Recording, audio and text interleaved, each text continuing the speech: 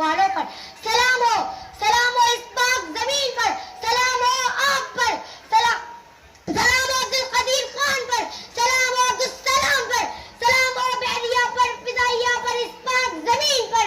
मरते उठते हैं पर झुकते नहीं, मरते उठते हैं पर झुकते नहीं, ए वतन तेरे लाल कभी बिकते नहीं।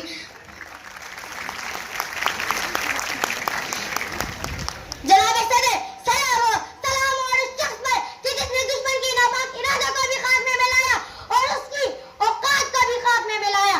चाहे हो एबीएफ बिजावर के बहादुर बच्चे हो या अंगू का एतजाज हासन, चाहे वो राशिद मिन्हास हो या सिपाही मकबूल हुसैन हो, चाहे आज की तारीख में फलक शगाफ नारे तकबीर बुलंद करने वाला हर नौजवान हो जो ये कहता हो ये जो नफरतें सी बढ़ा के तुम, ये जो नफरतें सी बढ़ा के तुम गो चमन मेरा गिरा रहे, ये खौफ सा फैला के तुम, ये जो खौफ सा फैला के तुम मेरे हौसले को डरा रहे। ए दुश्मनों, ए बुज़दिलों, मेरा खून रहेगा नहीं, मेरा खून रहेगा नहीं कि ये बुज़दिलों का जहां नहीं।